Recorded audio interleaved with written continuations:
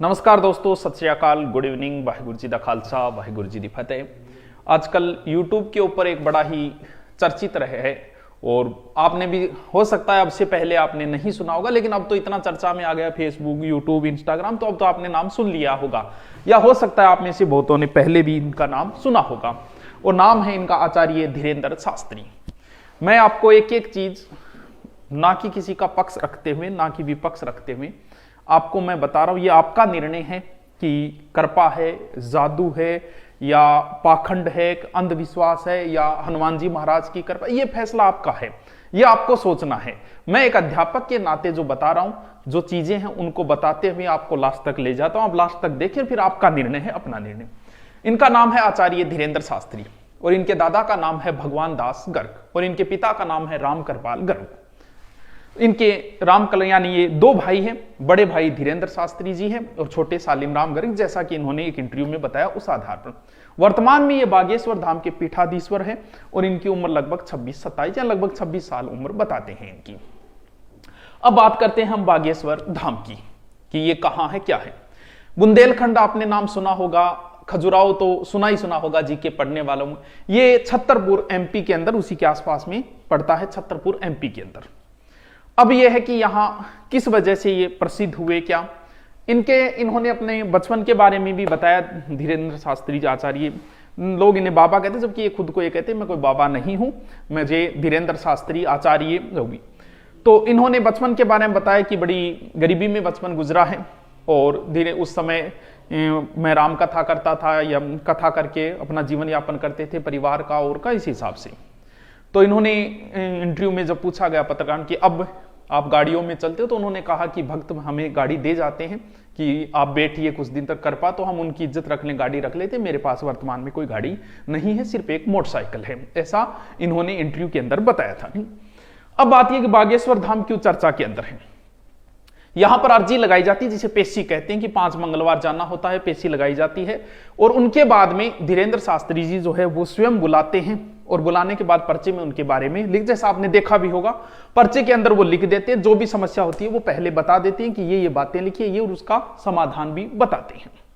पहले इतने प्रसिद्ध नहीं थे ये, बाद में यूट्यूब की दुनिया में आए। यूट्यूब पे इनके वीडियो और कुछ चैनल भी होते हैं, जैसे टीवी वगैरह चलते हैं ना धार्मिक कथा, उन पे आने के बाद में धीरे धीरे ये प्रसिद्ध। लेकिन वर्तमान में और एक बात और बता दूं, जून 2022 में इन्हें धीरेंद्र शास्त्री लंदन संसद ने 3 अवार्ड भी दिए थे। अब बात करते हैं कि बागेश्वर वैसे जिसमें स्वर आ जाता है वो शिव के उपासक होते हैं, लेकिन इन्होंने बताया कि हनुमान जी महाराज का, ऐसा कहते हैं, इन्होंने बताया कि लगभग 320 साल पहले यहां मूर्ति प्रकट हुई थी और वो उनके दादाजी जो पहले सेवा करते थे उनको आशीर्वाद भी दिया था कि आपका नाम पूरे भारत के अंदर फैलेगा। हनुमान जी ने उन्हें आशीर्वाद दी। इस प्रकार की बातें इन्होंने खुद ही बताई थी इंटरव्यू के अंदर। सत्यनारायण की एक कथा करते हैं, ठीक है। अब बात ये आई, आपको बता दिया कि नाम बोलते हैं, ये नाम बोलने के बाद उसे बताते हैं, समस्या का समाधान भी बताते हैं और वीडियो देखे भी होंगे आपने। अब बात यह आई कि ये चर्चा में कब आई। ये कथा करने के लिए गए हुए थे कहां, नागपुर के अंदर। कहां, नागपुर, महाराष्ट्र के अंदर। महाराष्ट्र के अंदर एक अधिनियम बना हुआ है जो अंधमूल श्रद्धा से संबंधित जो है, अंधविश्वास फैलाते हैं और वगैरह, उनसे संबंधित एक अधिनियम बना हुआ है और उनके प्रमुख जो है वो है ये, जिनका नाम है श्याम मानव। यानी ये श्याम मानव जो है वो सदस्य हैं भारतीय अंधश्रद्धा उन्मूलन संस्था के। यानी महाराष्ट्र में ऐसा कानून है कि आप जादू टानो वगैरह ये नहीं कर सकते। इन्होंने चैलेंज दे दिया था धीरेंद्र, जब वहां नागपुर के अंदर कथा थी, इन्होंने उनको चैलेंज दे दिया कि अगर उन्होंने कहा कि आप जो है वो एक प्रकार से ये अंधविश्वास फैला रहे हो, आप जो कहते हो कि जादू टोना है या किसी को कहते हो कि आपके ऊपर भूत प्रेत का साया है, जादू कर दिया, किसी ने खिला दिया, ये धाराएं हैं, 2, 6 और 8 नंबर की धारा के तहत आप पे केस दर्ज होता है, ऐसा उन्होंने कहा। अगर आप बता सकते हो तो फिर हम, इन्होंने कहा है ये चामानो कि अगर आप बता सकते हो तो फिर हम आपको 10 आदमी देंगे, आप उनका डिटेल बता दो, फिर एक कमरे में 10 चीजें रखेंगे और आप तो कृपा होती है तो आप बता दीजिए कि ये 10 चीजें रखी गई।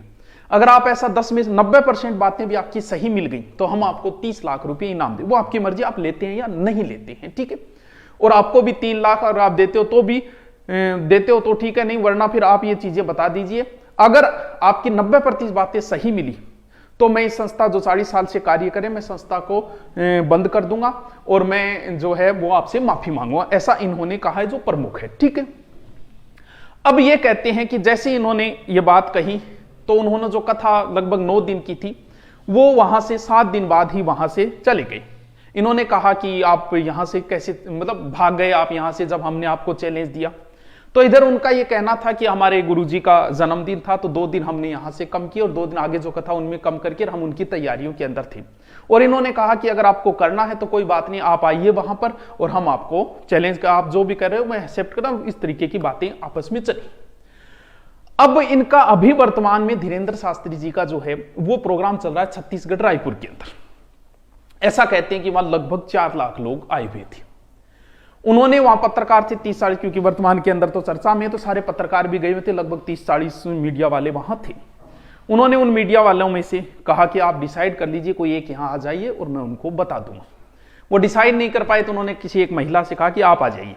फिर उन्होंने कहा कि हो सकता है आप ये सोचिए कि पहले से तय है, आप किसी को बुला लें। वो महिला किसी महिला को ले आई तो उन्होंने बताया कि महिला इसलिए आई है और इनकी ये समस्याएं हैं। और फिर एक पत्रकार को भी बताया, भाई का नाम बताया, इस तरीके से उन्होंने बताया और कहा कि ये मैं बता दिया, लास्ट बार बता रहा हूं, मैं आगे चैलेंज स्वीकार। ये इनकी देखो, ये इनकी अपनी राय है कि वो किसी का चैलेंज स्वीकार करते हैं या नहीं करते हैं, ये इनका अपना वैचारिक मत है। ये मुद्दा बड़ा गर्मा गया। अब अलग अलग प्रकार है, कोई से अंधविश्वास कह के चलना शुरू हो गया, कोई से ये कहते हैं कि हमें बागेश्वर धाम यानी हनुमान जी महाराज की हमारे ऊपर कृपा होती है, जैसा हनुमान जी महाराज मुझे कहते हैं मैं वैसा लिख देता हूं, ऐसा है। ये तो था जो चर्चा के अंदर आए हैं, कोई इनके पक्ष में खड़ा हो गया, कोई इनके पक्ष में खड़ा। ये आपका फैसला है भी। ये कहते हैं हनुमान जी महाराज की कृपा हो रही है और ये आपको डिसाइड करना है कि क्या है क्या नहीं। ये बताते हैं पहले ही और जानकारियां देते हैं और उनका समाधान भी बताते हैं। इन्हीं चर्चा के बीच में और एक लड़की और चर्चा में आई। हो सकता है आप में से बहुत सारों ने इस लड़की को देखा भी होगा। अभी संदीप महेश्वरी के शो में भी गई थी और बहुत बड़ा इनका यूट्यूब चैनल है। इनका नाम है सुहानी सा। अभी एबीवीपी न्यूज पे ये भी चर्चा में आ गई। क्यों? क्योंकि इससे मिलता जुलता कार्य ही ये कर रही है। सुहानी सा अभी एबीवीपी पे आप जाके देख सकते हो। ये इंटरव्यू इनका अभी एबीवीपी पे कई चल रहे हैं, तो ये अभी एबीवीपी इंटरव्यू पे वहां पे इनका इंटरव्यू भी चल रहा था। इनसे पूछा गया, ये भी ऐसे ही कार्य करती, इस प्रकार से मिलते जुलते। इन्होंने ये कहा है कि ये एक कला है। ये इनके वाक्य है कि एक कला है, ये कोई कृपा नहीं है, एक कला है, एक जादू है। मैं भी ऐसा कर सकती हूं, ये गॉड गिफ्ट है एक प्रकार से। बाकी ये कला है, सीखनी पड़ती है। ये लगभग 500 से अधिक शो कर चुकी है। बहुत बड़े पुलिस अधिकारियों के भी शो कर चुकी है, सेलिब्रिटियों के साथ भी शो कर चुकी है। तो इन्होंने क्या किया कि वहां जो चल रहा था, एक महिला इनके बीपी में वो इंटरव्यू ले रही थी और सामने भी कुछ लोग बैठे हुए थे। तो इन्होंने कहा कि आप भी करके दिखाइए ऐसा। तो इन्होंने क्या किया कि अलग अलग लिए किसी एक व्यक्ति के कहा कि आप अपना फेवरेट जगह हॉलीडे वाली कि कहां जाना है वो सोच लो। तो उन्होंने कहा कि भी ऐसे नॉर्मल मत सोचना, स्पेन पेरिस, ऐसा सोचो कि जो नया हो। वो पहले ही लिख दिया उसने, और उसने सोचा था अपने गांव का नाम, जो कोई हॉलीडे पैलेस था ही नहीं। और बोले ये देखिए, उन्होंने बता दिया। बोले ये एक कला है, दिमाग को पढ़ने की एक कला है सुहानी शाह के अनुसार।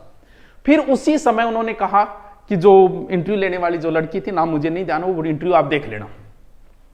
कहा कि आप बताओ, आप भी सोच लो, कुछ कोई सॉन्ग सोच लो। ऐसा सोचना कि जो नॉर्मल ये आज वाले ये मत सोचना, अच्छा सा सोचना कोई जो कभी सुना ना हो, इस प्रकार से नया ही सोचना, आपका फेवरेट ना वो भी सोचना।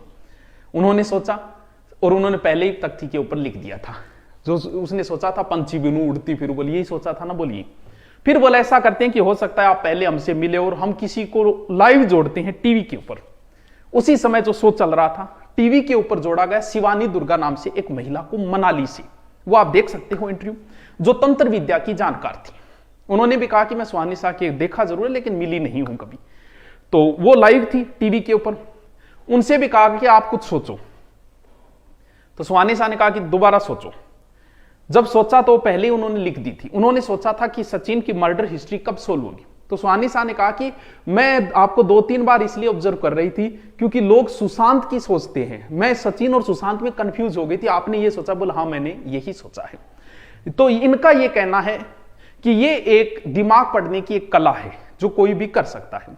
तो इसका पढ़ के कोई वो बात है कि मैं जादू के तरीके से कोई इसे गलत फायदा भी उठा सकता है। ये एक मैजिक है और इतना बड़ा मैजिक है। उसने एक लड़की को खड़ा किया उसके अंदर, जो इंटरव्यू चल रहा था, और उस लड़की से कहा कि तू पासवर्ड सोच तेरे मोबाइल की। मोबाइल पहले ले लिया और पासवर्ड से उसने मोबाइल खोल दिया। तो ये भी आप इनके भी देख सकते हो टीवी के ऊपर, उनका बहुत बड़ा चैनल है। तो मैंने तो आपको बताया है कि इस हिसाब से फैसला आपका है। बात धर्म की बात होती है तो हम किसी पक्ष में नहीं आ सकते, ये आपका फैसला है, आपकी जो भी है। भगवान हनुमान जी महाराज आप पे कृपा बनाए रखे। Okay, thank you.